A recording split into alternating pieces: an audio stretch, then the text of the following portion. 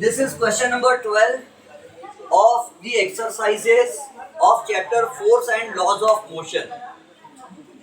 A hockey ball of mass 200 grams traveling at 10 meters per second is struck by a hockey stick so as to return it along its original path with a velocity of 5 meters per second.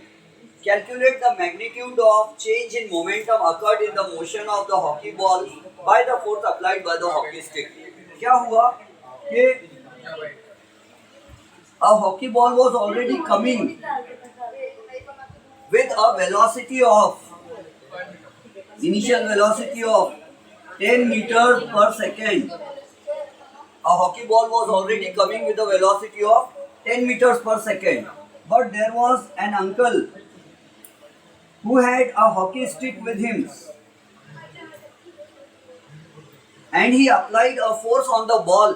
Ball कितनी speed से आ रहा था uncle की तरफ 10 metres पर second और uncle ने क्या किया जिधर से बॉल आ रहा था अंकल ने उसको बॉल को फिर से मार दिया वापिस तो बॉल को फिर से मार दिया तो बॉल इधर जाने लगा लेकिन अब कितनी वेलोसिटी से वापस जा रहा है it is going with the velocity of final velocity of -5 metre second square second inverse पूछो -5 क्यों आया velocity is a vector quantity और जो भी वेक्टर क्वांटिटी होती है वो डायरेक्शन के रूल्स फॉलो करती है तो पहले बॉल जो आ रहा था वो इधर आ रहा था 10 मीटर पर सेकेंड अब वापस जा रहा है या हम उसको उल्टा कर देते हैं एक काम करते अंकल को इधर कर देते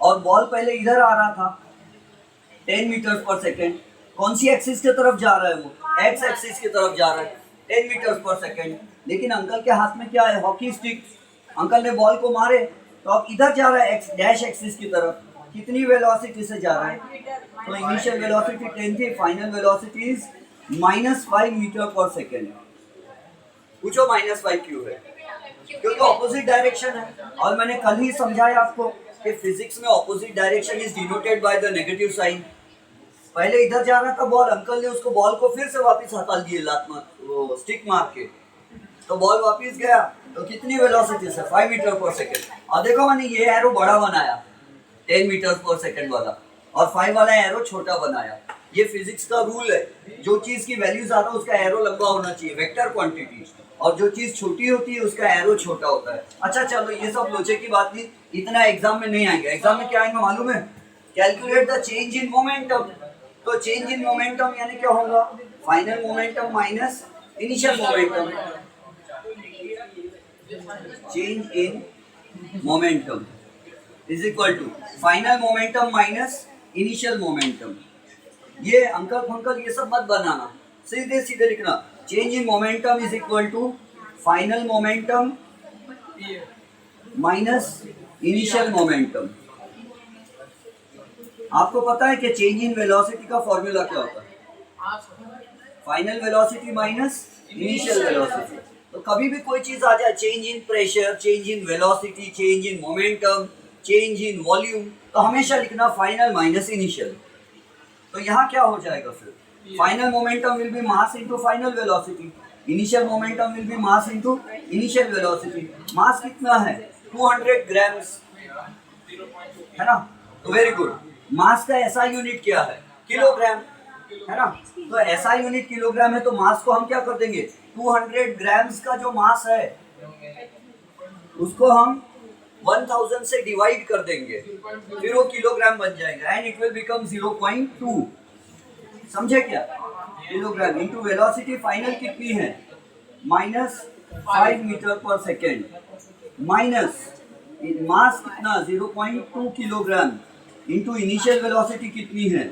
10 मीटर पर सेकेंड अब क्या हो जाएगा 1 -2 अब हो जाएगा change in momentum change in momentum is equal to 0.2 into 5 -1 okay -1 minus 0.2 into 10 -2 so it will be -3 change in momentum और मोमेंटम का यूनिट क्या होता है momentum is defined the product of mass and velocity. लेकिन question वालों ने क्या पूछा है, find the magnitude of change in momentum. तो हम लिखेंगे magnitude of change in momentum, magnitude of change in momentum is equal to 3 kilogram meter per second. This is our answer. Sir, What is the difference between magnitude? Magnitude, जब भी किसी भी चीज का magnitude बोला जाए तो it is always positive. Magnitude कभी माइनस नहीं रह सकता, किसी भी चीज का मैग्नीट्यूड हो, चाहे वो एक्स डैश एक्सिस की तरफ जा रही हो या एक्स एक्सिस की तरफ जा रही हो। जैसे ही वर्ड मैग्नीट्यूड आ गया तो समझ जाना प्लस ही रहेगा, मैग्नीट्यूड कभी माइनस नहीं होता। और मैग्नीट्यूड का मतलब क्या होता, वैल्यू। मैग्नीट्यूड का मतलब वैल्यू। sir, हाँ, बुक में तो ये 13 क्वेश्चन गोल्डन गाइड में -3 दिया है ना। नहीं सर, हाँ, बुक में ये 13 क्वेश्चन है। टेक्स्ट बुक में 13 क्वेश्चन है ये। सर, उसी में न्यूटन क्यों लिख सकते हैं? 13 है। 13 But in some textbooks it might be question number 12, in some textbooks it might be question number 13. New and old textbook का difference है। सर वो क्वेश्चन तो हमने क्वेश्चन ही लिख दिए ना, जिसकी बुक में जो होगा वो देख लो।